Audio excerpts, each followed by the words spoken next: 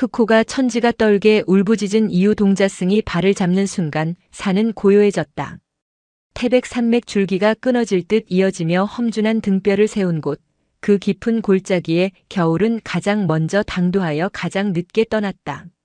세상의 모든 소리를 집어삼킬 듯 폭설이 쏟아지던 밤이었다. 백운산 중턱에 위태롭게 걸린 서운산은 며칠째 고립되어 있었다. 산 아래 마을로 내려가는 길은 이미 어른 허리춤까지 쌓인 눈으로 지워졌고 법당의 처마 끝에는 날카로운 고드름이 짐승의 이빨처럼 매달려 있었다. 저녁 예불을 마친 법당 안은 묵직한 향내음과 냉기가 뒤섞여 있었다. 늙은 주지 무경 스님은 가부좌를 튼 채 미동도 없었고 그 곁을 지키는 중년의 지산 스님만이 불안한 눈빛으로 창호지 문 밖을 힐끔거렸다. 바람소리가 예사롭지 않습니다, 스님. 오늘 밤엔 산짐승들도 내려오지 못할 겁니다. 지산의 목소리에는 미세한 떨림이 섞여 있었다. 며칠 전부터 산에서 들려오던 기이한 울음소리 때문이었다. 늑대의 것도 아니요 살개 것도 아닌 땅 밑바닥을 긁어올리는 듯한 그 소리는 듣는 이의 뼈마디를 시리게 했다. 무경은 대답 대신 감고 있던 눈을 천천히 떴다. 그의 시선은 법당 구석에서 묵묵히 걸레질을 하고 있는 작은 아이에게로 향했다. 8살 난 동자승 혜성. 아이는 또래 아이들처럼 뛰어놀지도 투정을 부리지도 않았다. 그저 시키지 않은 일도 묵묵히 해내며 하루 종일 입을 꾹 다물고 있을 뿐이었다. 혜성이 이 절에 들어온 것은 2해 전 폭우가 쏟아지던 여름날이었다. 빚쟁이들에게 쫓기다 산에서 실족사한 아비의 품에서 기적적으로 살아남은 아이였다. 혜성아. 무경의 낮고 굵은 부름에 아이가 걸레질을 멈추고 고개를 들었다. 맑지만 깊이를 알 수 없는 마치 겨울 호수 같은 눈동자였다. 내 귀에도 들리느냐? 지산이 의아한 표정으로 무경과 혜성을 번갈아 보았다. 바람 소리 외에는 아무것도 들리지 않았다. 그러나 혜성은 잠시 허공을 응시하더니 조그맣게 고개를 끄덕였다. 아픕니다.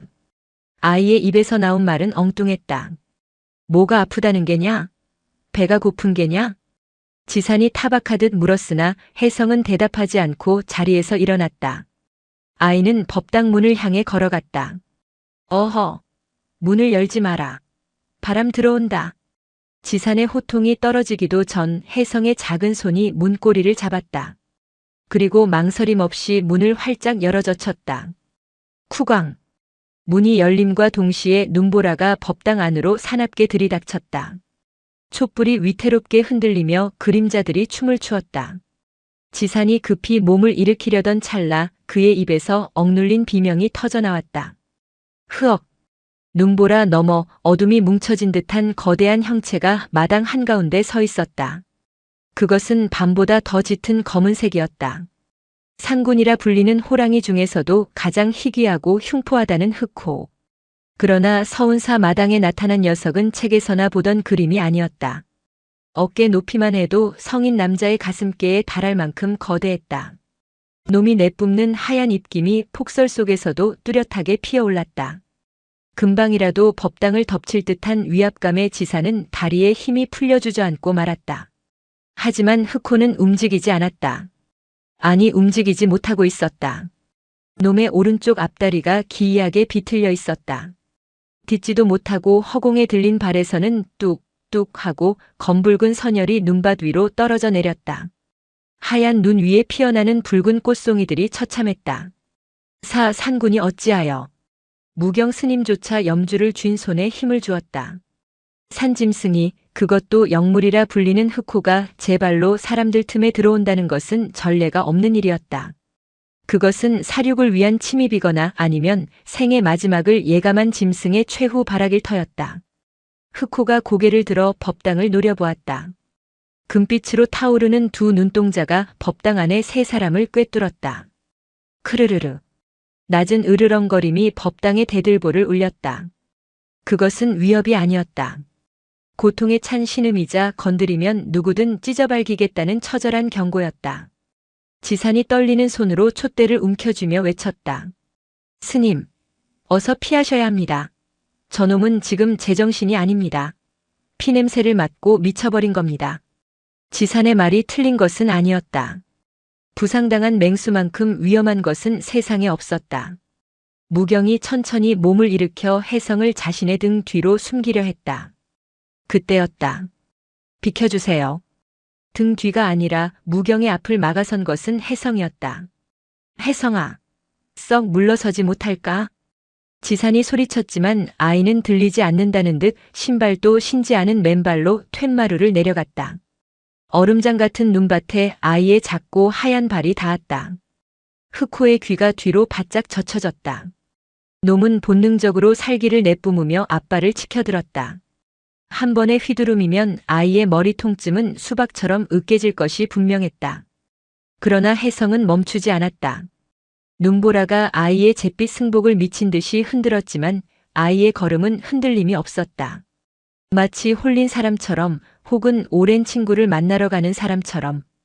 흑호와 아이의 거리가 불과 5걸음 앞으로 좁혀졌다. 긴장감이 팽팽하게 당겨진 활시위처럼 법당 안을 감돌았다. 무경이 튀어나가려 몸을 숙인 순간 혜성이 입을 열었다. 그 목소리는 휘몰아치는 바람 소리를 뚫고 기이할 정도로 선명하게 흑호에게 닿았다. 많이 아팠지? 그 한마디에 치켜들었던 흑호의 발이 허공에서 멈칫했다. 살기로 번들거리던 금빛 눈동자에 처음으로 혼란이 스쳤다. 산이 숨을 죽인 날 그렇게 아이와 짐승의 눈이 마주쳤다. 차가운 눈밭 위에서 시간은 얼어붙은 듯 했다. 흑호는 당황하고 있었다. 제 눈앞에 있는 이 작은 인간은 자신에게서 뿜어져 나오는 공포의 냄새를 맡지 못하는 듯 했다.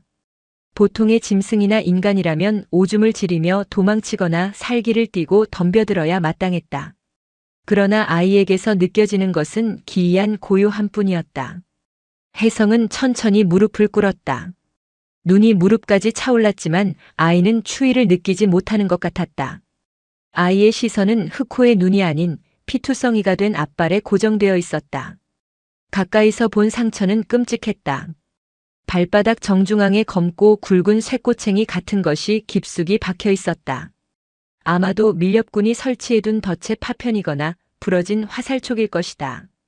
살이 찢어지고 고름과 피가 엉겨붙어 썩어가는 냄새가 진동했다. 보여줘. 혜성이 손을 내밀었다. 캉! 흑호가 날카로운 소리를 지르며 주둥이를 아이의 얼굴 코앞까지 들이밀었다. 뜨겁고 비릿한 입김이 혜성의 얼굴을 덮쳤다. 송곳니 하나가 아이의 손바닥만 했다. 뒤에서 지켜보던 지산 스님은 참아보지 못하고 눈을 질끈 감았다. 하지만 혜성은 눈 한 번 깜빡이지 않았다. 아이는 오히려 흑호의 콧잔등에 묻은 눈송이를 볼 뿐이었다. 알아. 무서워서 그러는 거. 혜성은 아주 작은 목소리로 속삭였다. 나도 그랬으니까. 아빠가 술병을 들고 때릴 때마다 나도 소리를 질렀어. 오지 말라고. 내가 무서운 게 아니라 아빠가 무서워서. 아이의 기억 속에서 아버지는 항상 거대하고 흉포한 짐승이었다. 술 냄새와 폭력. 아이는 구석에 몰려 웅크릴 때마다 세상 모든 것이 자신을 공격하려 한다고 믿었다. 그래서 먼저 이를 드러내고 먼저 소리를 질러야 했다. 그래야 덜 맞았으니까. 지금 눈앞의 흑호도 그랬다. 놈은 포식자가 아니었다. 지금 이 순간만큼은 상처 입고 겁에 질린 약자였다. 혜성의 손이 조심스럽게 아주 느리게 흑호의 털뭉치를 향해 다가갔다. 흑호의 근육이 팽팽하게 긴장하며 경련을 일으켰다. 언제든 아이의 목덜미를 물어뜯을 준비가 되어 있었다. 마침내 아이의 손바닥이 흑호의 앞발목에 닿았다. 거칠고 뻣뻣한 털의 감촉. 그 밑으로 펄떡이는 혈관의 뜨거운 박동이 느껴졌다. 따뜻해. 혜성은 그 온기가 좋았다. 겨울 강물에 빠져 죽어가던 아버지의 시신에서 느꼈던 그 차가운 소름 끼침과는 달랐다. 이것은 살아있는 것의 온도였다. 흑호는 으르렁거림을 멈추지 않았지만 발을 빼지는 않았다. 아이의 손길에서 해코지하려는 의도가 느껴지지 않았기 때문일까? 아니면 고통이 너무 심해 저항할 힘조차 없었던 것일까? 혜성은 두 손으로 흑호의 발을 감싸 안아 자신의 허벅지 위로 올렸다. 흑호의 무게가 묵직하게 눌려왔다. 잠깐만 참아. 금방 끝나. 혜성은 박혀있는 쇠꼬챙이를 단단히 쥐었다. 손이 미끄러지지 않도록 옷소매로 쇠를 감쌌다. 흑호의 눈동자가 팽창했다. 놈도 알고 있었다. 지금부터 닥쳐올 고통을. 하나, 둘. 혜성은 셋을 세지 않았다. 푹. 단숨에 힘을 주어 쇠꼬챙이를 뽑아냈다. 쾅. 천지가 개벽할 듯한 비명이 터져나왔다. 흑호는 고통에 몸부림치며 허공을 향해 앞발을 휘저었다. 그 서슬에 혜성의 몸이 눈밭으로 나뒹굴었다. 혜성아. 무경 스님이 툇마루에서 뛰어내렸다. 흑호가 고통을 이기지 못하고 날뛰며 주변의 눈을 파헤쳤다. 붉은 피가 분수처럼 솟구쳐 하얀 눈을 붉게 물들였다. 쓰러진 혜성은 얼른 몸을 일으켰다. 뺨에는 흑호의 발톱에 스친 듯 가느다란 생채기가 나 있었고 피가 흘러내렸다. 하지만 아이는 자신의 상처를 돌볼 겨를이 없었다. 아이는 주머니에서 미리 챙겨온 하얀 가루약지 혈제이 든 종이를 꺼냈다. 그리고 미친 듯이 날뛰는 흑호를 향해 다시 다가갔다. 괜찮아. 이제 다 끝났어. 혜성이 소리쳤다. 그 목소리에 흑호가 멈칫했다. 거친 숨을 몰아쉬던 녀석이 고개를 돌려 혜성을 보았다. 아이의 손에는 피 묻은 쇠꼬챙이가 들려 있었다. 놈의 살 속에 박혀 며칠 밤낮을 괴롭히던 고통의 근원이었다. 흑호는 바들바들 떨리는 앞발을 땅에 딛지 못한 채 들고 있었다. 피가 뚝뚝 떨어지는 상처 부위가 벌어져 있었다. 혜성은 두려움 없이 다가가 상처 부위에 하얀 가루를 쏟아부었다. 쓰라림에 흑호가 움찔했지만 이번에는 소리를 지르지 않았다. 아이는 자신이 입고 있던 승복 저고리에 고름을 뜯어내어 능숙하지는 않지만 단단하게 상처를 묶었다. 지혈이 되면서 고통이 조금씩 가라앉는 듯 흑호의 거친 숨소리가 잦아들었다. 놈은 지쳐 있었다. 극도의 긴장과 고통이 사라지자 탈진이 찾아온 것이다. 흑호가 털썩 자리에 주저앉았다. 그리고 거대한 머리를 혜성의 작은 어깨에 툭 하고 기대왔다. 묵직한 무게감, 거친 털의 감촉, 그리고 규칙적으로 들려오는 숨소리. 혜성은 흑호의 목을 끌어안았다. 아이의 승복이 흑호의 피로, 흑호의 털이 아이의 눈물로 젖어들었다. 이제 안 아프지? 혜성의 물음에 대답하듯 흑호가 꺼끌꺼끌한 혀로 아이의 뺨에 흐르는 피를 핥았다. 까슬한 감촉에 아이가 풋 하고 작게 웃음을 터뜨렸다. 법당 앞에서 그 광경을 지켜보던 무경 스님은 합장을 하며 눈을 감았다. 지산 스님은 입을 벌린 채 멍하니 서 있을 뿐이었다. 그것은 인간의 언어로는 설명할 수 없는 생명과 생명이 나누는 가장 원초적인 대화였다.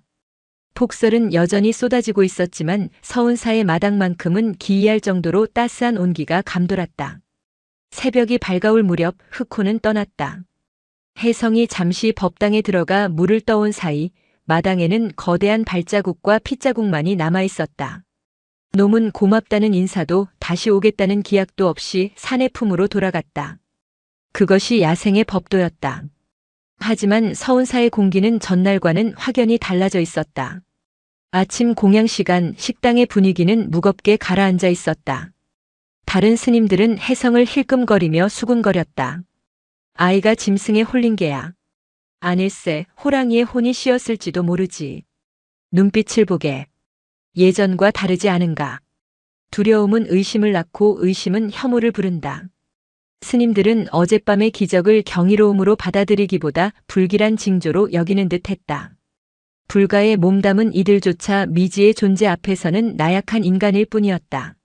오직 무경 스님만이 평소와 다름없이 식사를 마쳤다. 그는 혜성을 따로 부르지 않았다. 칭찬도 꾸지람도 하지 않았다. 그저 묵묵히 아이가 마당의 핏자국을 눈으로 덮는 것을 지켜보았다. 혜성아. 지산 스님이 빗자루를 들고 있는 혜성에게 다가갔다. 그의 표정은 복잡했다. 어젯밤 자신의 비겁함에 대한 부끄러움과 무모했던 아이에 대한 걱정이 뒤섞여 있었다. 내가 한 짓이 얼마나 위험했는지 아느냐. 만약 그 짐승이 너를 물었다면 우린 내 시신조차 수습하지 못했을 게다. 혜성은 빗자루질을 멈추고 지산을 올려다보았다. 하지만 스님, 부처님께서는 모든 생명을 귀하게 여기라 하셨지 않습니까? 그것은 지산이 말문이 막혀 헛기침을 했다. 그것은 말이다. 자비를 베풀되 자신의 안위를 먼저 살피라는 뜻이다. 만용은 용기가 아니야. 혜성은 고개를 갸웃거렸다. 아이의 머릿속에서 계산 같은 것은 없었다. 아프니까 도와주었고 도와주니 안심했다. 그 단순한 진리가 왜 어른들에게는 복잡한 문제가 되는지 이해할 수 없었다. 그때 닫혀있던 일주문 쪽에서 둔탁한 소리가 들려왔다. 쿵쿵. 누군가 문을 두드리는 소리가 아니었다. 눈 쌓인 길을 헤치고 무언가 무거운 것을 끌고 오는 소리였다. 서운사는 산세가 험해 겨울에는 인적이 끊기는 곳이다. 더구나 지난밤의 폭설로 길은 완전히 지워졌을 터였다. 이런 날 저를 찾는 이가 있다면 그는 길을 잃은 조난자거나 아니면 길 따위는 필요 없는 자일 것이다. 모든 스님들이 하던 일을 멈추고 일주문 쪽을 바라보았다. 삐걱거리는 소리와 함께 낡은 나무 문이 열렸다. 그리고 한 남자가 모습을 드러냈다. 남자의 행색은 기괴했다. 짐승의 가죽을 덧대어 만든 투박한 옷을 입고 있었고 등에는 거대한 배낭과 함께 헝겊으로 칭칭 감은 긴 막대기 누가 봐도 총임이 분명한 물건을 메고 있었다. 얼굴은 덥수룩한 수염으로 뒤덮여 있었고 그 사이로 보이는 눈빛은 굶주린 늑대처럼 번들거렸다. 그의 한쪽 눈에는 짐승의 발톱에 긁힌 듯한 흉터가 깊게 패여 있었다. 남자는 절 마당에 들어서자마자 킁킁거리며 냄새를 맡았다. 피냄새가 나는구만. 남자의 목소리는 쇠를 긁는 듯 거칠었다. 지산 스님이 경계하며 나섰다. 누구시오? 이곳은 수행하는 도량이니 살생 도구는 내려놓고 말씀하시오. 남자는 지산의 말을 무시한 채 성큼성큼 마당 안으로 들어왔다. 그의 시선은 정확히 혜성이 눈으로 덮어둔 어젯밤 흑호가 흘린 핏자국이 있는 곳에 꽂혔다. 여기 다녀갔군. 내 놈을 놓친 곳이 이 근방이라 생각했는데 중놈들이 숨겨줄 줄은 몰랐어. 남자가 비릿하게 웃으며 혜성 쪽으로 다가왔다.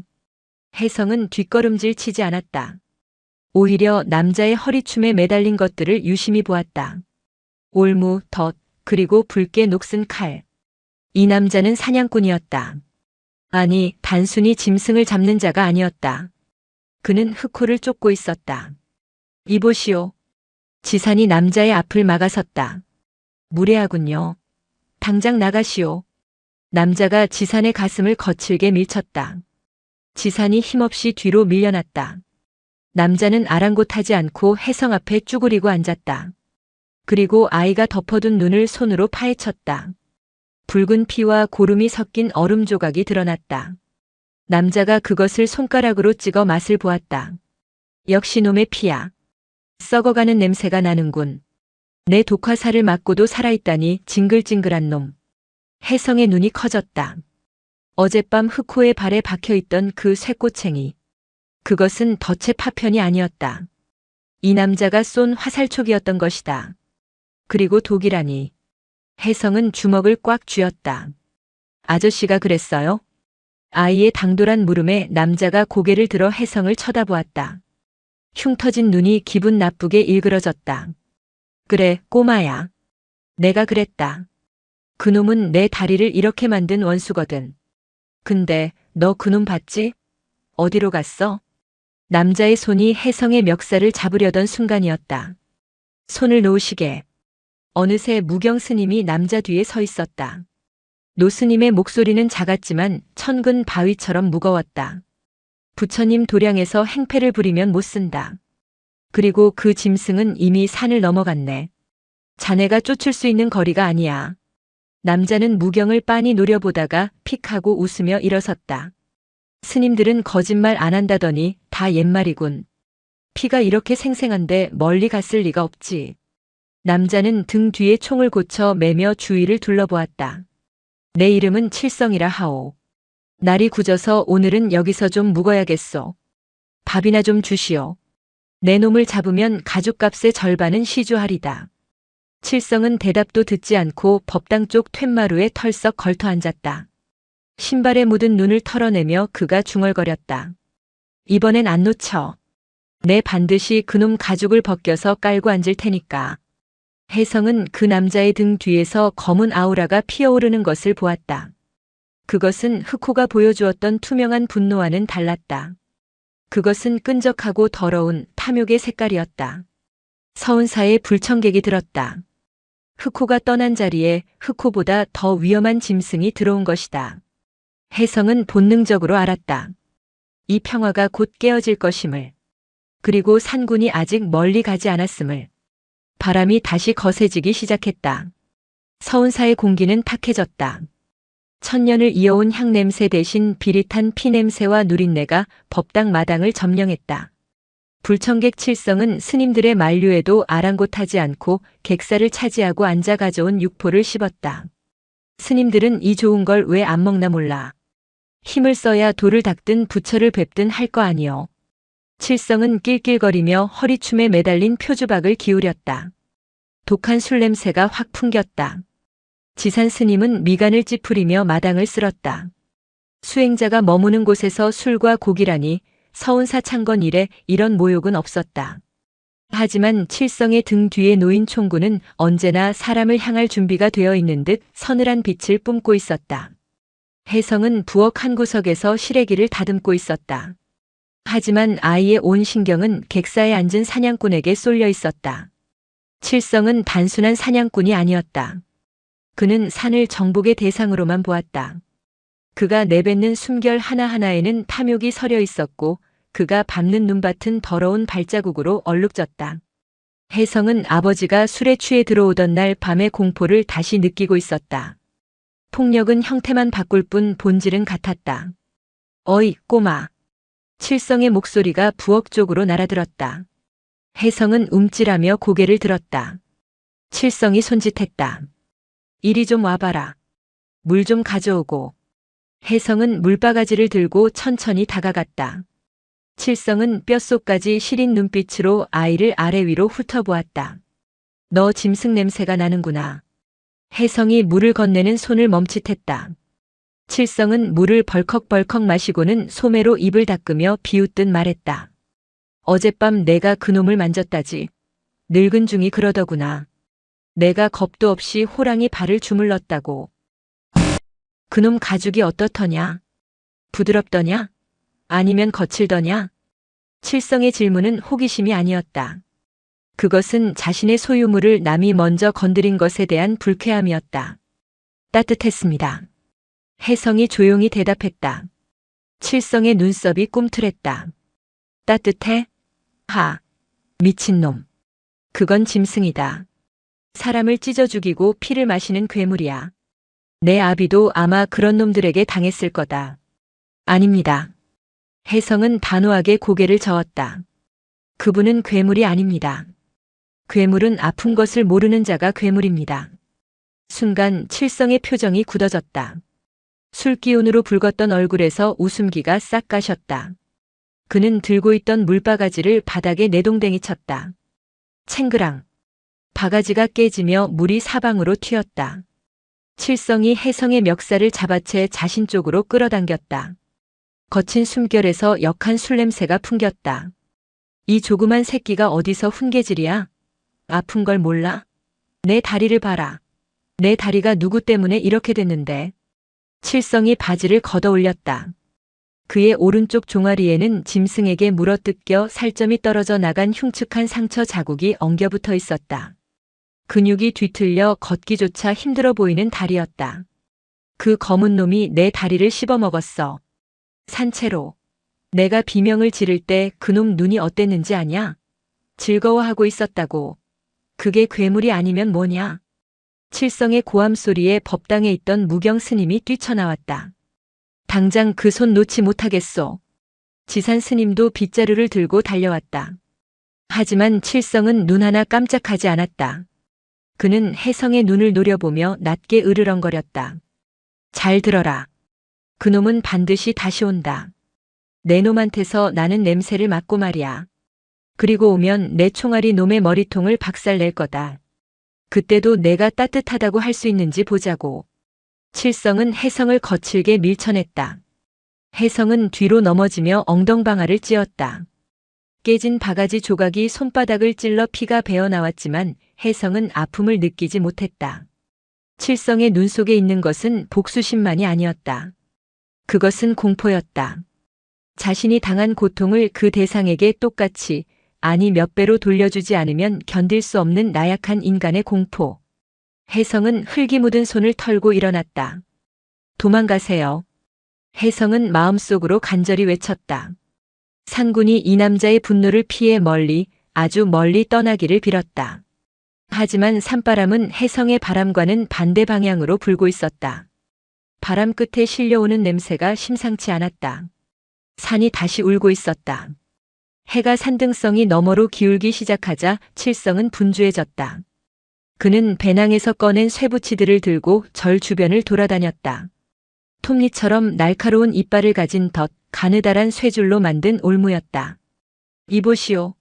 절 마당에 살생 도구를 설치하면 어찌하오. 지산 스님이 길길이 날뛰며 막아섰지만 칠성은 콧방귀를 뀌며 그를 밀쳐냈다. 중들은 들어가서 염불이나 외시오. 오늘 밤에 결판을 낼 테니까. 놈은 다리를 다쳤어. 멀리 못 갔을 게 분명해. 어젯밤 여기서 치료를 받았다면 이곳을 안전한 장소로 기억하고 다시 올 거다. 짐승이란 놈들은 원래 멍청해서 기억에 의존하거든. 칠성은 잔인할 정도로 교활했다.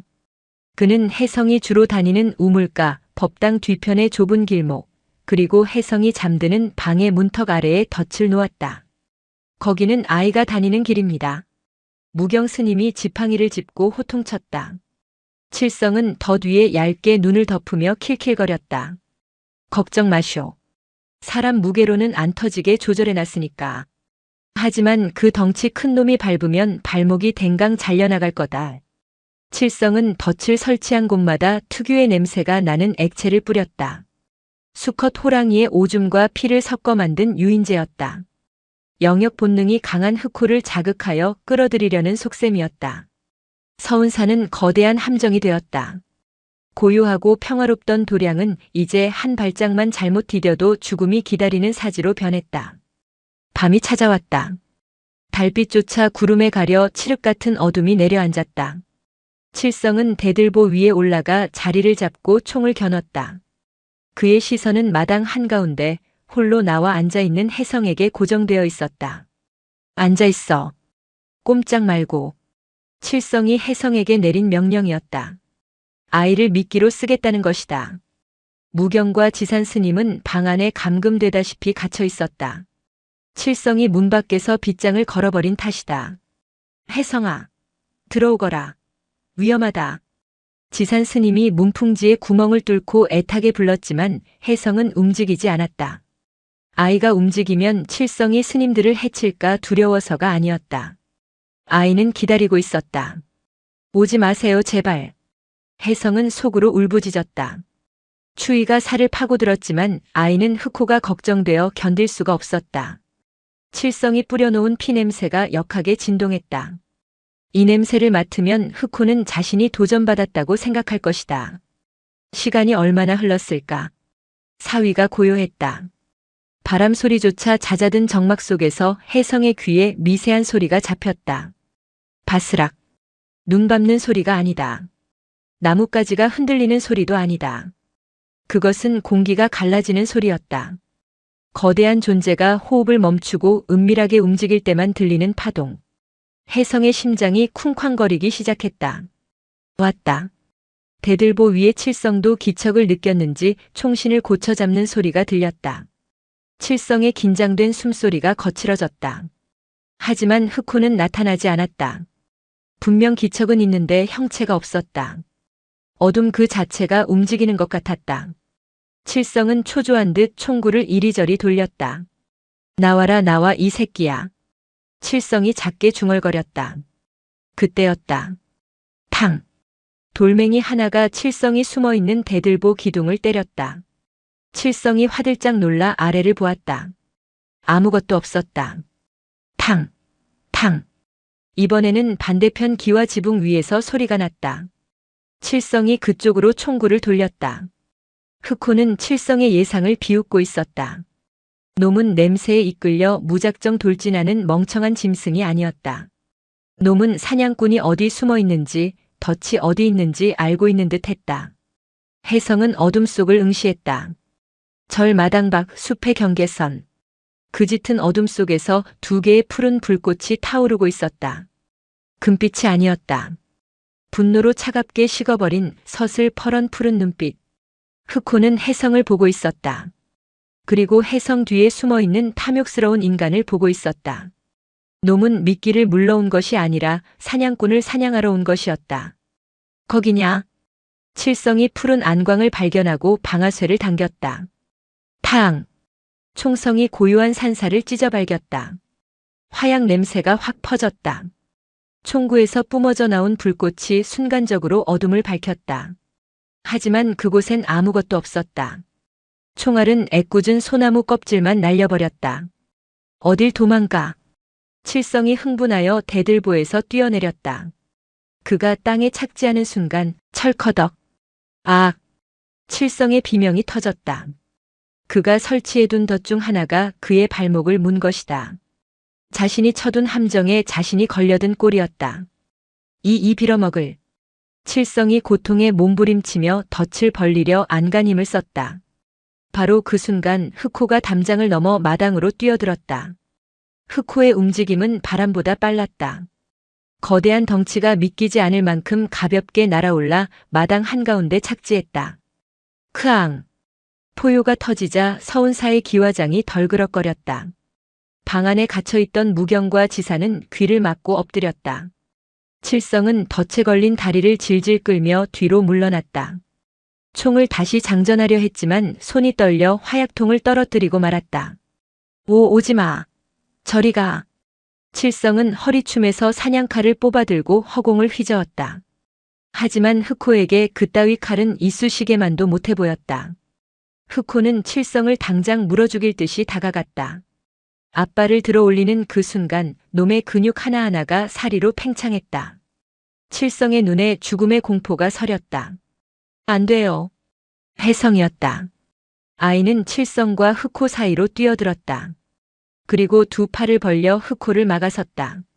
물면 안 돼요. 그러면 아저씨랑 똑같은 괴물이 되는 거예요. 혜성의 외침에 흑호가 멈칫했다.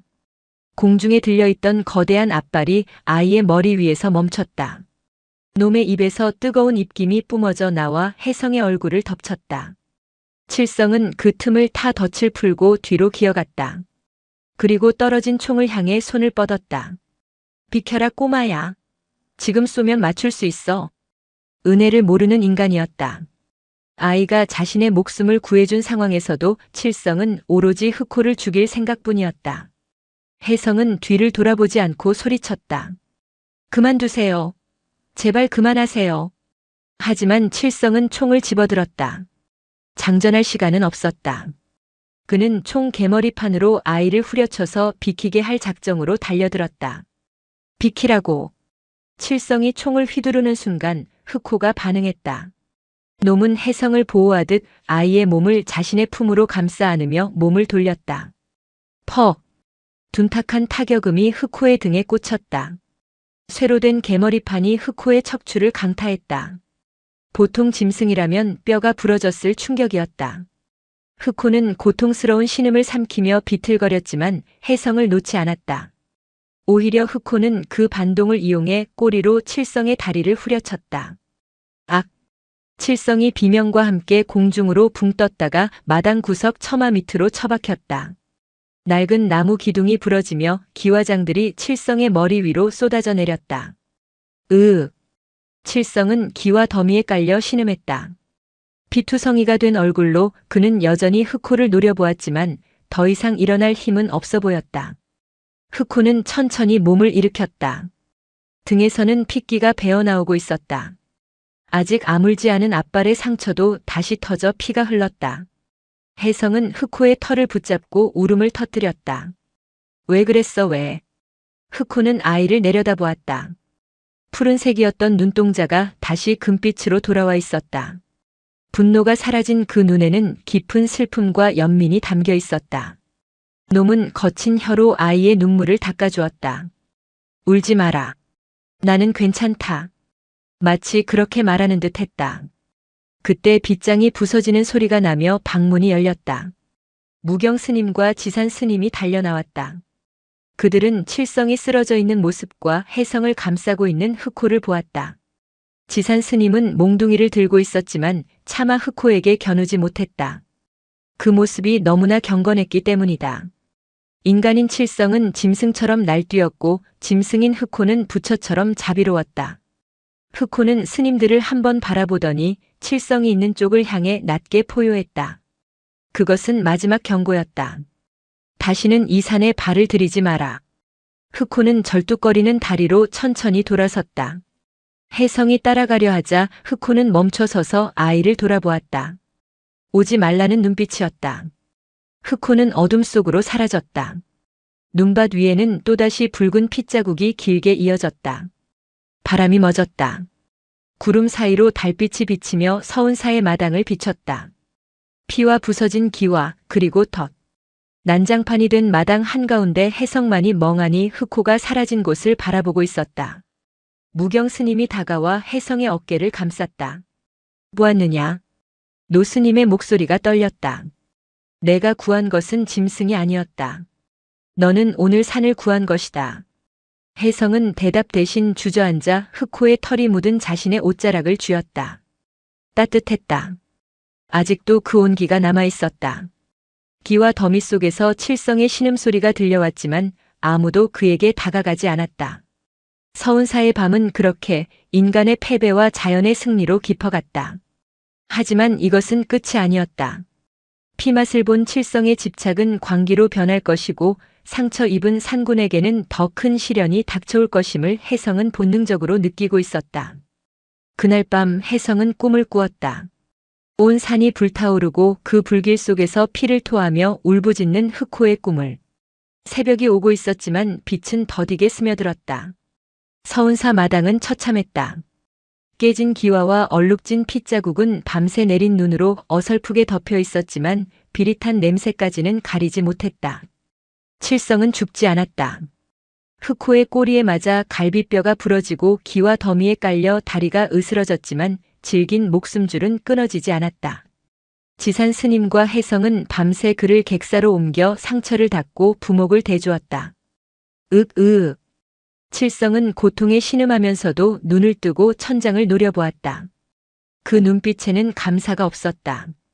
오직 굴욕감과 타오르는 증오만이 이글거리고 있었다. 자신이 짐승에게 졌다는 사실, 그리고 그 짐승에게 목숨을 구걸받았다는 사실이 그의 자존심을 지식여 놓았다. 무경 스님이 탕약을 들고 들어왔다. 마시게. 뼈를 붙이는 접골목을 달인 물일세.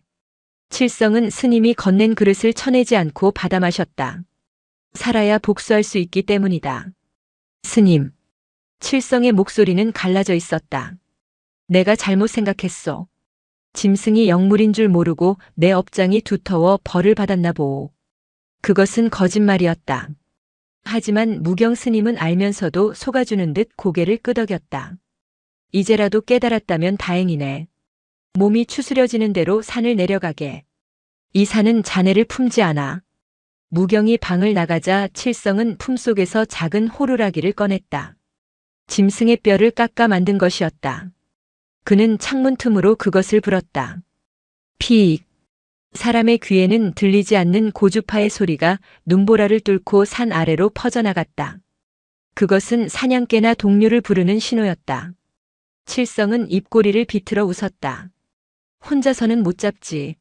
하지만 군대라면 어떨까? 그는 산을 내려갈 생각이 없었다. 그는 전쟁을 준비하고 있었다.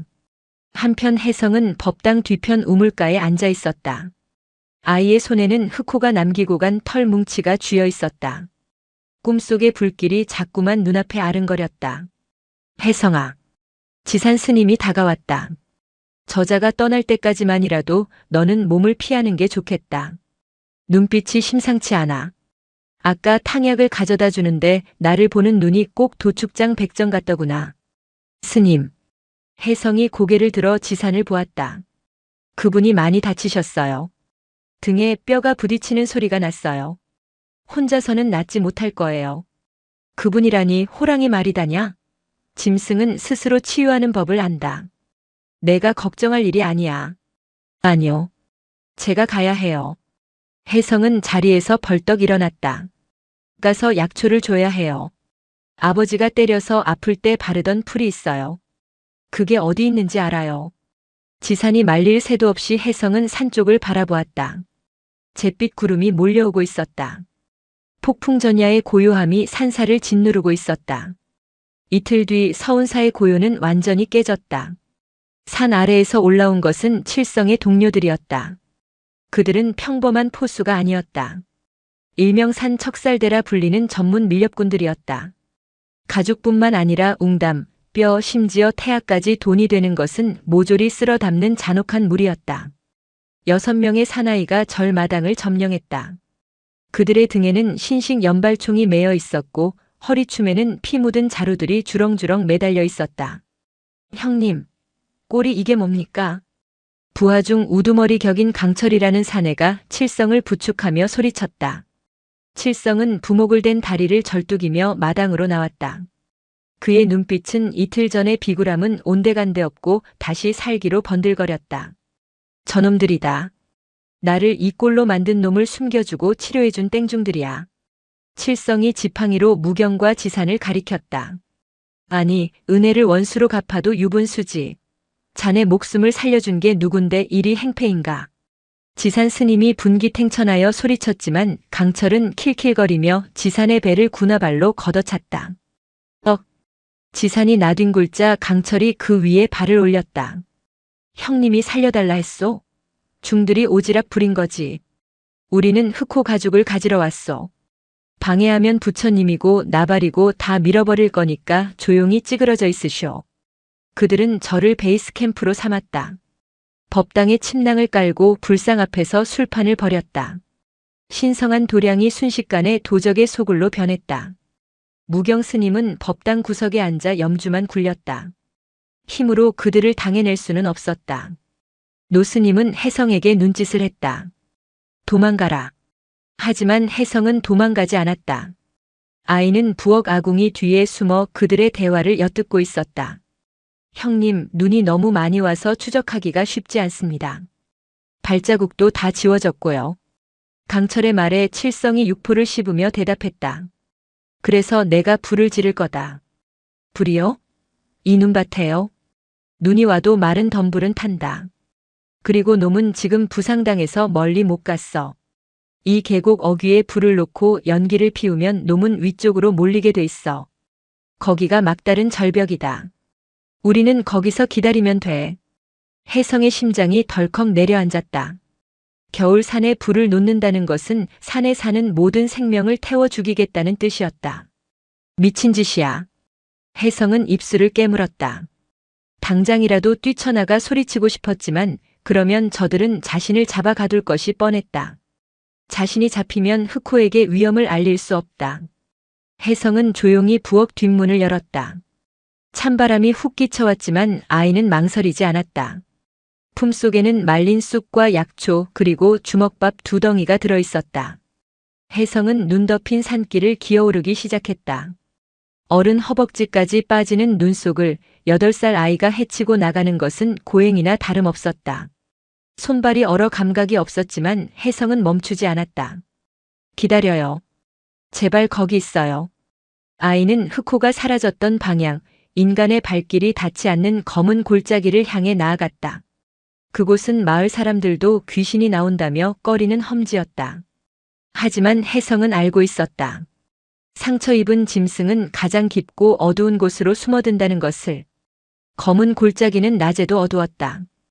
깎아지른 절벽이 햇빛을 가리고 있었고 기괴하게 꼬인 고목들이 숲을 이루고 있었다. 혜성은 탈진 직전이었다. 입술은 파랗게 질렸고 눈썹에는 성에가 끼었다. 하지만 그때 코끝에 익숙한 냄새가 스쳤다. 비릿한 피 냄새. 그리고 썩어가는 살 냄새. 혜성은 마지막 힘을 짜내어 바위 틈 사이 좁은 동굴로 기어들어갔다. 동굴 안은 습하고 차가웠지만 안쪽에서 희미한 열기가 느껴졌다. 어둠 속에 2개의 금빛 눈동자가 떠 있었다. 하지만 예전처럼 강렬하게 타오르지 않았다. 희미하고 위태로운 등불 같았다. 흑호가 거기에 있었다. 놈은 거대한 몸을 웅크린 채 거친 숨을 몰아쉬고 있었다. 칠성의 총 개머리판에 맞았던 등 부위가 퉁퉁 부어올라 있었고 덧난 상처에서는 고름이 흘러나와 털을 적셨다. 흑호님. 혜성이 목맨 소리로 불렀다. 흑호가 힘겹게 고개를 들었다. 으르렁거릴 힘조차 없는지 입만 벙긋거렸다. 녀석은 혜성을 알아보았다. 경계심을 푸는 듯 꼬리끝이 미약하게 움직였다. 혜성은 다가가 흑호의 머리를 끌어안았다. 불덩이처럼 뜨거웠다.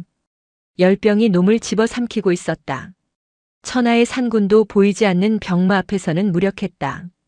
미안해요. 늦게 와서 미안해요. 혜성은 울면서 품에서 약초를 꺼냈다. 쑥을 지식여 상처에 붙이고 차가운 눈을 가져와 열이 나는 이마에 대주었다. 흑호는 아이의 손길을 거부하지 않았다. 아니, 오히려 아이의 작은 체온에 의지하듯 몸을 더 밀착해왔다. 그때 동굴 밖에서 바람의 방향이 바뀌었다. 매캐한 냄새. 혜성은 본능적으로 고개를 돌렸다. 동굴 입구 너머 산 아래쪽에서 검은 연기가 피어오르고 있었다. 칠성의 계획이 시작된 것이다. 눈이 쌓여 있었지만 그들은 기름을 붓고 마른 장작을 쌓아 인위적인 불길을 만들었다.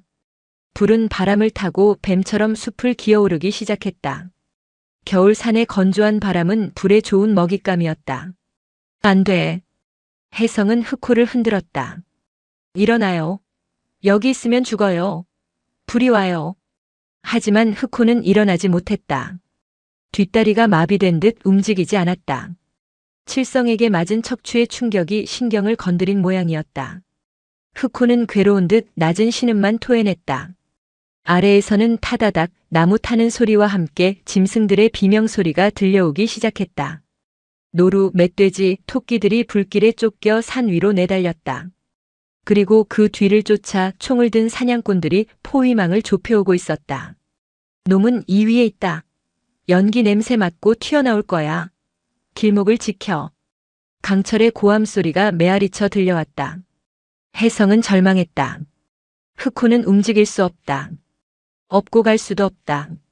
이대로 있으면 연기에 질식하거나 불에 타 죽을 것이다. 나가면 총알 세례를 받을 것이다. 혜성은 흑호의 눈을 바라보았다.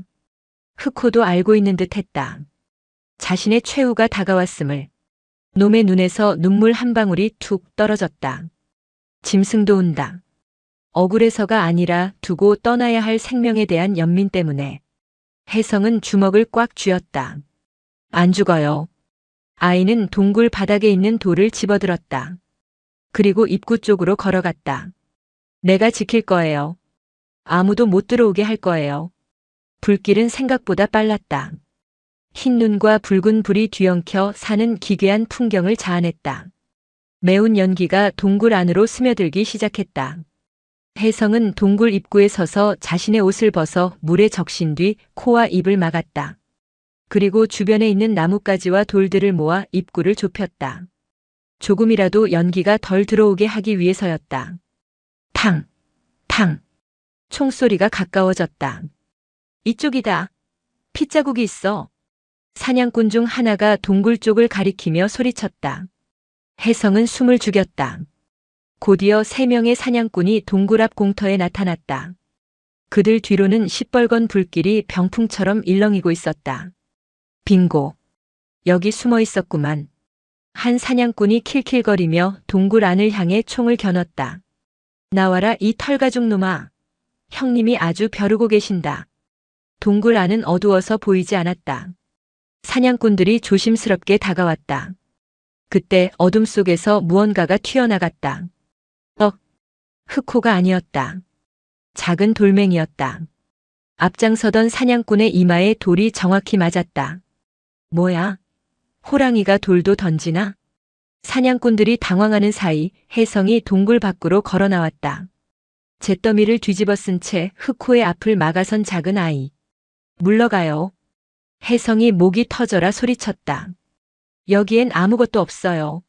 다 도망갔어요. 사냥꾼들은 잠시 멍하니 있다가 곧 배를 잡고 웃기 시작했다. 뭐야 이 꼬맹이는? 절에 있던 그 동자승 아니야? 여기까지 기어 올라왔어? 뒤늦게 절뚝거리는 다리로 칠성이 올라왔다. 그는 혜성을 보자마자 표정이 싸늘하게 굳었다. 비켜라. 그 안에 있는 거 다 안다. 없어요. 혜성은 양팔을 벌렸다. 불길이 아이의 등 뒤에서 타오르며 혜성의 그림자를 길게 아주 거대하게 만들었다. 마치 아이가 산 그 자체가 된 것처럼. 이 독한 놈. 죽고 싶어 환장했구나. 칠성이 총을 들어 올렸다. 비키지 않으면 너부터 쏘겠다. 어차피 이 산엔 보는 눈도 없어. 너 하나 실족사로 처리하는 건 일도 아니야. 칠성의 손가락이 방아쇠에 걸렸다. 혜성은 눈을 감지 않았다. 아버지가 때릴 때마다 감았던 눈을 이제는 부릅뜨고 똑바로 쳐다보았다. 공포는 피할수록 커진다는 것을 마주보면 아무것도 아니라는 것을 흑호가 가르쳐 주었으니까. 쏴요. 혜성이 차갑게 말했다. 하지만 저를 쏘면 당신들은 영원히 산을 내려가지 못할 거예요. 부처님이 용서하지 않을 테니까요. 부처? 그 양반은 법당에나 계시라 그래. 칠성이 이성을 잃고 방아쇠를 당기려 했다. 바로 그 순간이었다. 구구구구구. 땅이 울렸다. 불길이 타는 소리가 아니었다. 산 자체가 진동하는 소리였다. 동굴 안에서 죽어가던 줄 알았던 흑호가 비틀거리며 걸어 나오고 있었다. 놈은 온몸이 피와 고름으로 범벅이 되어 있었지만 눈빛만은 태양보다 뜨겁게 타오르고 있었다. 놈은 혜성의 어깨를 주둥이로 살짝 밀어 뒤로 보냈다. 내 뒤에 서라. 그리고 칠성을 향해 생의 마지막이 될지도 모르는 포효를 내질렀다. 크앙! 그 울음소리에 쌓여있던 눈더미가 쏟아져 내리고 타오르던 불길마저 잠시 춤을 멈추었다. 그것은 단순한 소리가 아니었다. 산의 주인으로서 내리는 사형 선고였다. 칠성의 얼굴이 하얗게 질렸다. 쏴. 쏴버려. 칠성이 비명을 지르며 난사하기 시작했다. 타타탕. 탕. 총알이 빗발쳤다. 흑호는 피하지 않았다. 놈은 혜성을 등 뒤에 숨긴 채 온몸으로 총알을 받아내며 앞으로 도약했다. 피가 튀고 살이 찢어졌다. 하지만 흑호는 멈추지 않았다. 놈의 이빨이 칠성의 목을 향해 날아들었다. 설사는 붉은 피와 붉은 불로 뒤덮였다. 누가 사냥꾼이고 누가 사냥감인지 알 수 없는 혼돈 속에서 혜성의 비명만이 메아리쳤다. 안 돼. 총성이 멎은 것은 순식간이었다. 칠성의 총구에서 뿜어져 나온 탄환들이 흑호의 어깨와 가슴을 파고들었다. 붉은 혈흔이 공중에 비산했다. 보통의 짐승이라면 그 자리에서 고꾸라졌어야 마땅했다. 그러나 흑호는 쓰러지지 않았다. 오히려 고통을 추진력 삼아 허공을 갈랐다. 칠성이 공포에 질려 뒷걸음질치며 비명을 지르려는 찰나 흑호의 거대한 앞발이 칠성의 어깨를 내리찍었다. 콰직! 끄악! 칠성의 몸이 종이장처럼 구겨지며 눈밭으로 처박혔다. 흑호는 칠성의 목을 물어뜯지 않았다. 대신 그가 쥐고 있던 총을 지식여버렸다. 쇠로 된 총신이 엿가락처럼 휘어졌다. 그때였다. 흑호의 포효가 흔들어 깨운 산이 반응하기 시작했다. 동굴 위쪽 깎아지른 절벽에 쌓여있던 수톤의 눈덩이가 굉음을 내며 무너져 내렸다. 사냥꾼들이 지른 불길의 열기로 집안이 약해져 있던 탓이었다. 쿠구구구구. 마치 하얀 해일이 덮쳐오는 듯 했다. 숲을 집어삼키던 붉은 불길이 순식간에 하얀 눈폭풍 속에 파묻혔다. 눈사태다. 피해. 강철과 다른 사냥꾼들은 칠성을 구할 생각도 하지 못한 채 혼비백산하여 아래쪽으로 내달렸다. 하지만 자연의 속도는 인간의 발보다 빨랐다. 거대한 눈더미가 그들을 덮쳤고 비명소리는 하얀 침묵 속에 잠겼다. 혜성은 멍하니 그 광경을 바라보았다. 도망쳐야 한다는 생각조차 들지 않았다. 눈앞에서 흑호가 피를 흘리며 비틀거리고 있었기 때문이다. 칠성을 제압한 흑호는 뒤이어 쏟아지는 눈사태를 보며 몸을 돌렸다. 놈은 혜성을 향해 뛰었다. 공격하기 위해서가 아니었다. 놈은 혜성을 덮쳐 자신의 배 밑으로 깔아뭉갰다. 흑호님. 혜성의 시야가 캄캄해졌다. 흑호의 거대한 몸뚱이가 아이를 덮음과 동시에 수천 톤의 눈이 그들 위로 쏟아져 내렸다. 세상은 완벽한 어둠과 침묵 속으로 가라앉았다. 시간이 멈춘 듯 했다. 혜성은 눈을 떴지만 아무것도 보이지 않았다. 칠흑 같은 어둠뿐이었다. 사방이 꽉 막혀 있었지만 기이하게도 숨을 쉴 수는 있었다. 아이는 자신이 좁은 공간에 웅크리고 있음을 깨달았다. 등 뒤에는 차가운 바닥이, 머리 위와 양옆에는 뜨겁고 묵직한 무언가가 벽을 이루고 있었다. 흑호님? 혜성이 조심스럽게 손을 뻗었다. 거친 털의 감촉. 그리고 미약하지만 규칙적으로 뛰는 심장 박동이 손끝에 전해졌다. 흑호는 눈사태가 덮치는 순간 바위 틈을 등지고 웅크려 자신의 몸으로 공간에어 포켓을 만들어낸 것이다. 그 엄청난 눈의 무게를 오로지 자신의 등과 근육으로 버텨내고 있었다. 후후. 흑호의 거친 숨소리가 바로 귓가에서 들렸다. 그 숨결에서는 짙은 피냄새가 섞여났다. 다치셨잖아요. 많이 다치셨잖아요. 혜성은 울먹이며 주머니를 뒤적였다. 어둠 속이라 보이지 않았지만 손의 감각으로 남아있는 지혈제 가루를 찾았다. 아이는 흑호의 가슴팍, 끈적한 액체가 흘러내리는 곳을 더듬어 약을 발랐다. 흑호가 낮은 신음을 흘렸지만 몸을 뒤척이지는 않았다. 움직이면 무거운 눈더미가 무너져 내려 아이가 다칠까봐 고통을 참으며 석상처럼 굳어있는 것이었다. 이 차갑고 어두운 눈 감옥 안에서 혜성은 기이한 평온함을 느꼈다. 과거의 기억 속 어두운 방은 언제나 공포의 공간이었다. 아버지가 술에 취해 들어오기를 기다리며 숨죽이던 벽장 속. 그곳은 차갑고 외로웠다. 하지만 지금 이 어둠은 달랐다. 자신을 지키기 위해 목숨을 건 존재의 체온이 아이를 감싸고 있었다. 그것은 난로보다 뜨거웠고 요람보다 안락했다. 아버님 같았어요. 혜성이 처음에 했던 말이 뇌리를 스쳤다. 하지만 이제 혜성은 깨달았다. 흑호는 아버지를 닮은 것이 아니었다. 혜성이 그토록 가지고 싶었던, 그러나 한 번도 가져보지 못한 진짜 아버지의 모습이 바로 이런 것이었음을. 고마워요. 혜성은 흑호의 목을 끌어안고 뺨을 비볐다. 나 때문에 아프게 해서 미안해요. 흑호의 까슬한 혀가 아이의 머리카락을 천천히 핥아주었다. 괜찮다. 이것이 나의 업구업이다. 흑호의 마음이 소리가 되어 들리는 듯 했다. 얼마나 지났을까? 흑호의 체온이 점점 식어가고 있었다. 놈의 호흡 간격이 길어졌다. 쏟아지는 눈의 무게를 버티느라 한계에 다다른 것이다. 혜성은 겁이 났다. 이대로 영영 깨어나지 못할 것 같았다. 주무시면 안 돼요. 일어나세요. 혜성은 흑호를 흔들었다. 하지만 흑호의 고개는 자꾸만 아래로 처졌다. 그때였다. 쿵, 쿵. 머리 위 아주 먼 곳에서 둔탁한 소리가 들려왔다. 서걱, 서걱. 누군가 눈을 파내는 소리였다. 여기다. 여기 숨구멍이 있어. 지산 스님의 다급한 목소리였다. 혜성아, 살아있느냐? 무경 스님의 목소리도 들렸다. 노스님들이 눈보라를 뚫고 험한 골짜기까지 기어 올라온 것이었다. 빛이 들어왔다. 두꺼운 눈 천장이 뚫리고 눈부신 아침 햇살이 쏟아져 들어왔다. 혜성은 눈을 찡그리며 위를 올려다보았다. 지산 스님이 땀범벅이 된 얼굴로 구멍을 들여다보고 있었다.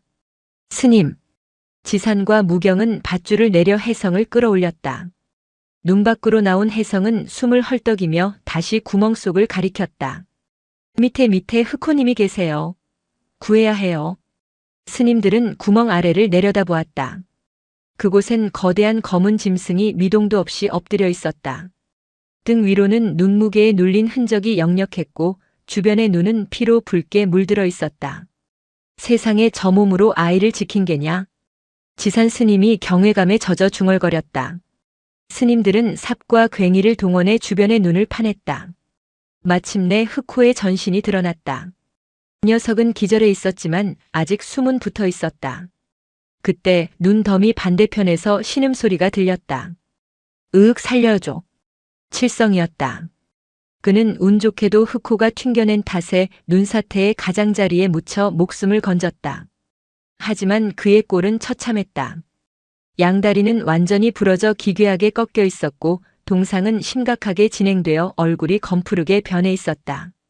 무경 스님이 그에게 다가갔다. 업보로다. 산이 자네를 뱉어냈구먼. 칠성은 덜덜 떨며 무경의 바짓단을 잡았다.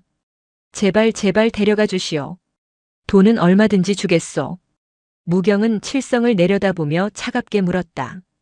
자네 이 아이의 아비를 아는가? 칠성의 눈동자가 심하게 흔들렸다.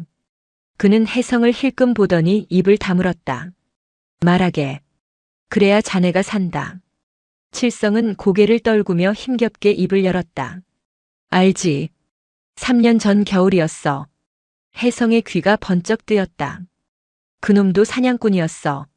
빚 때문에 어쩔 수 없이 나를 따라다녔지. 우리는 이 산에서 새끼 호랑이 한 마리를 잡았어. 혜성은 숨을 멈췄다. 어미를 죽이고 새끼를 자루에 담으려는데 그놈이 내 아비가 갑자기 미쳐서 나를 막아섰어. 이건 안 된다고. 새끼는 놔주자고. 칠성은 기침을 하며 피 섞인 가래를 뱉었다. 그래서 다툼이 있었고 그놈이 새끼를 안고 강으로 뛰어들었지. 나는 쫓지 않았어. 얼음장 같은 물에 빠졌으니 죽었을 거라 생각했으니까. 그런데 그 새끼 호랑이가. 칠성의 시선이 축 늘어진 흑호를 향했다. 저놈이야. 저 검은 놈. 색깔이 특이해서 기억해. 내 아비가 목숨 걸고 살려보낸 그 새끼가 괴물이 되어서 돌아온 거야. 혜성은 자리에 주저앉았다. 아버지는 술주정뱅이 폭군이 아니었다. 적어도 마지막 순간만큼은 생명을 지키기 위해 자신의 목숨을 던진 사람이었다.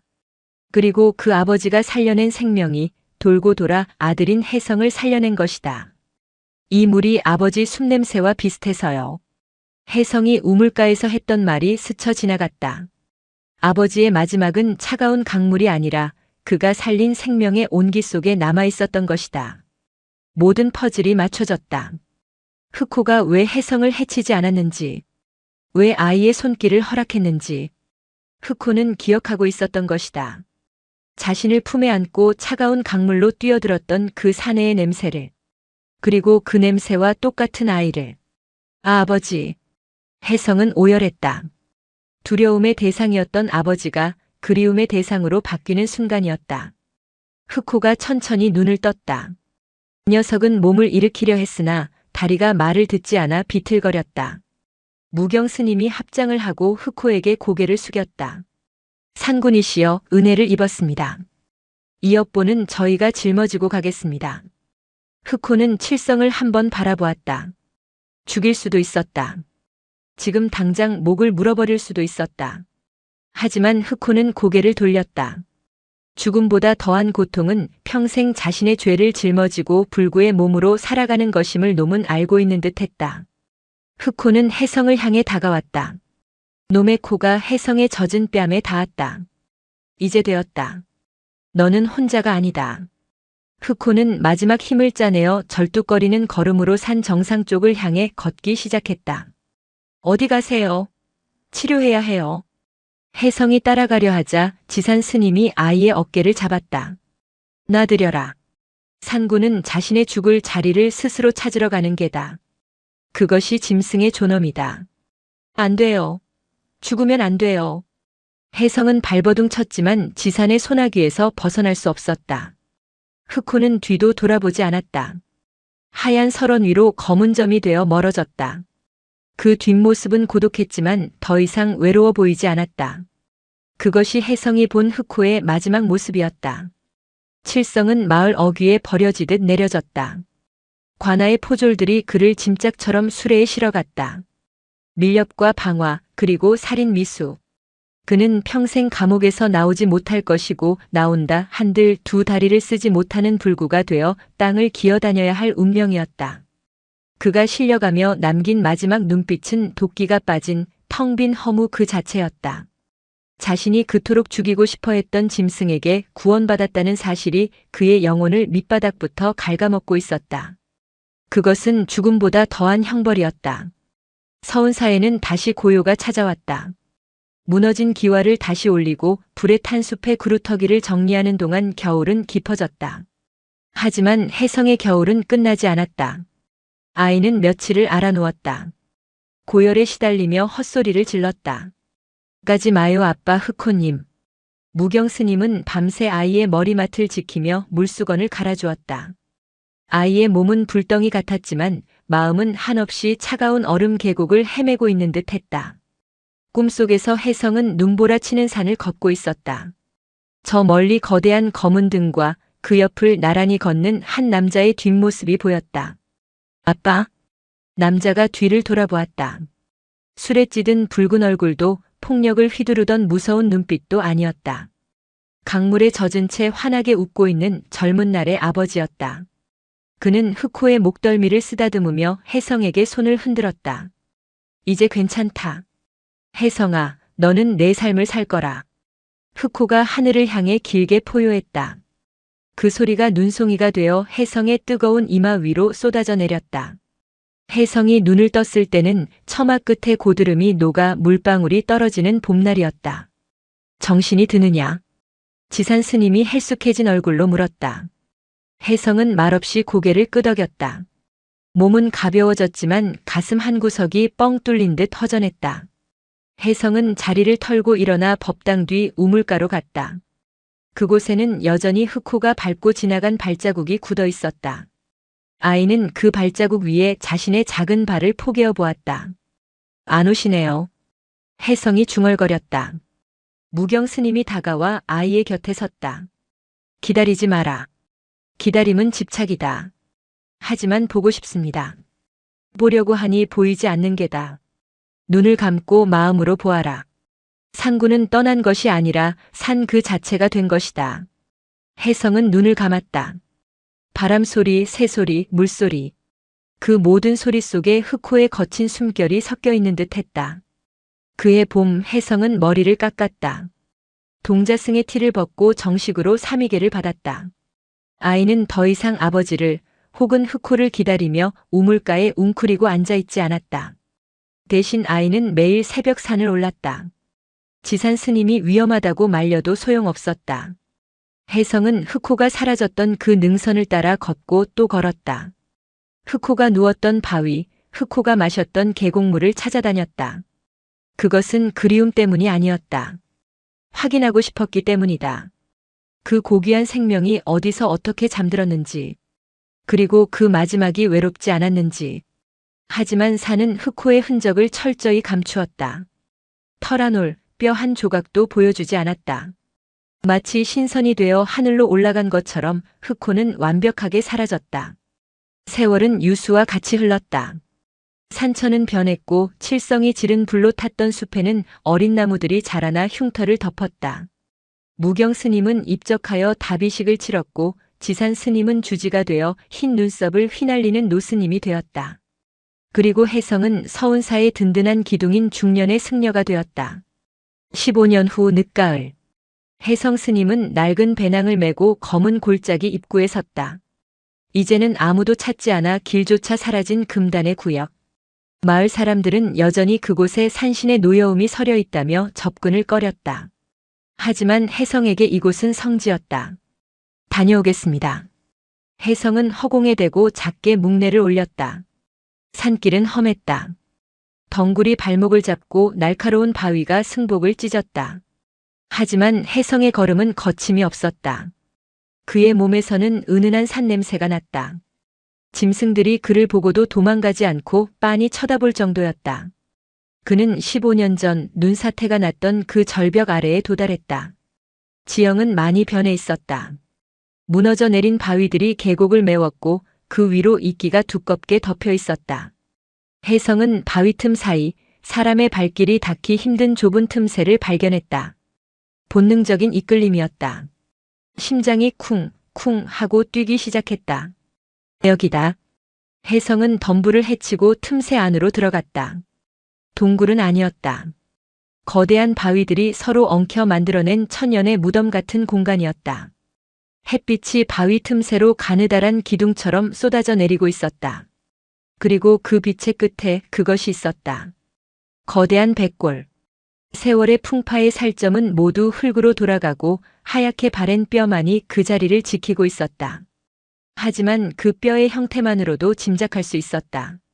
생전에 놈이 얼마나 위대하고 강인한 존재였는지를. 흑호였다. 놈은 웅크린 자세가 아니라 산 아래를 굽어보는 자세로 엎드려 있었다. 죽는 순간까지도 이 산을 그리고 저 아래 서운사를 지키려 했던 것처럼. 혜성은 무릎을 꿇었다. 오랜만입니다, 흑호님. 목소리가 떨렸다. 눈물이 주르륵 흘러내려 볼을 타고 떨어졌다. 슬픔이 아니었다. 그것은 오랜 친구를 만난 반가움이자 벅차오르는 감사함이었다. 혜성은 합장을 하고 삼배를 올렸다. 절을 마치고 고개를 든 순간 혜성의 눈에 기이한 것이 들어왔다. 흑호의 갈비뼈 안쪽, 심장이 있었을 그 자리. 흙이 쌓인 그곳에 붉은 꽃 한 송이가 피어 있었다. 가을 산에는 피지 않는 꽃이었다. 잎은 짐승의 발톱처럼 날카롭고 꽃잎은 타오르는 불꽃처럼 붉었다. 마치 흑호의 뜨거웠던 심장이 꽃이 되어 다시 피어난 것 같았다. 아! 혜성은 홀린 듯 손을 뻗었다. 그때 꽃 아래 흙 속에 반짝이는 무언가가 보였다. 혜성은 조심스럽게 흙을 파내었다. 녹슨 쇠붙이였다. 동그란 모양의 펜던트. 낡고 부식되어 형체를 알아보기 힘들었지만 혜성은 단번에 알아봤다. 어린 시절 아버지가 늘 목에 걸고 다니던 군번줄과 펜던트였다. 안에는 혜성과 어머니의 빛바랜 사진이 들어있었다. 이게 왜 여기에? 전율이 등줄기를 타고 흘렀다. 아버지가 강물에 빠져 실종되었을 때 유실된 줄 알았던 물건이었다. 그것이 왜 흑호의 품속에, 그것도 심장 가장 가까운 곳에 묻혀 있는가? 칠성의 말이 떠올랐다. 내 아비가 새끼를 안고 강으로 뛰어들었지. 흑호는 기억하고 있었던 것이다. 자신을 살리기 위해 목숨을 바친 인간의 마지막 체온을. 그리고 그가 남긴 유일한 흔적을 입에 물고 혹은 발톱 사이에 끼워 평생을 간직하고 있었던 것이다. 그리고 죽음을 앞둔 순간 흑호는 이 물건을 자신의 무덤까지 가져왔다. 혜성은 펜던트를 가슴에 품고 오열했다. 흑호가 혜성에게 보여준 호의는 단순한 짐승의 변덕이 아니었다. 그것은 약속이었다. 내 아비가 나를 살렸으니 나 또한 너를 살리겠다는 생명을 건 약속. 흑호는 혜성을 구함으로써 아버지에게 진 빚을 갚았고 아버지의 유품을 혜성에게 돌려줌으로써 그 인연의 고리를 완성한 것이다. 혜성은 흑호의 배꼽을 어루만졌다. 차가운 뼈에서 기이하게도 따뜻한 온기가 느껴졌다. 이제 아버지랑 만나셨나요? 바람이 불어와 동굴 안을 휘돌았다. 붉은 꽃잎이 흔들리며 마치 끄덕이는 듯 했다. 혜성은 흑호의 뼈를 수습하지 않았다. 자연에서 와서 자연으로 돌아간 그 모습 그대로 두는 것이 예의라 생각했다. 대신 그는 펜던트를 자신의 목에 걸었다. 그리고 흑호의 갈비뼈 사이에 피어난 붉은 꽃의 씨앗을 하나 조심스럽게 받았다. 산을 내려오는 혜성의 발걸음은 깃털처럼 가벼웠다. 그의 등 뒤로 해가 지는 붉은 노을이 흑호의 털가죽처럼 산을 덮었다. 서운사 마당에는 늙은 스님 한 분이 아이들을 모아놓고 이야기를 들려주고 있었다. 그래서 그 호랑이는 어떻게 됐어요? 동자승 하나가 눈을 반짝이며 물었다. 혜성 스님은 빙그레 웃으며 법당 앞들에 심어놓은 붉은 꽃나무를 가리켰다. 저기 보거라. 저 꽃이 매년 첫눈이 올 때마다 붉게 피어나지 않니? 아이들이 우르르 몰려가 꽃나무를 구경했다. 스님, 꽃에서 따뜻한 냄새가 나요. 짐승 냄새 같기도 하고요. 혜성은 목에 걸린 낡은 펜던트를 만지작거렸다. 사는 말이 없다. 하지만 기억한다. 누가 누구를 살렸는지, 어떤 마음이 어떤 기적을 만들었는지. 어느 눈 내리는 밤 서운사 뒷산에서 우렁찬 호랑이의 포효 소리가 들려오면 사람들은 문을 걸어 잠그는 대신 미소를 짓곤 했다. 그것은 두려움의 소리가 아니라 산이 부르는 사랑의 노래임을 이제는 모두가 알기 때문이었다. 혜성 스님은 내리는 눈을 맞으며 산 정상을 향해 합장했다. 그의 눈동자 속에 금빛으로 빛나는 두 개의 별이 다정하게 반짝이고 있었다. 영상이 마음에 드셨다면 구독과 좋아요, 댓글 부탁드립니다.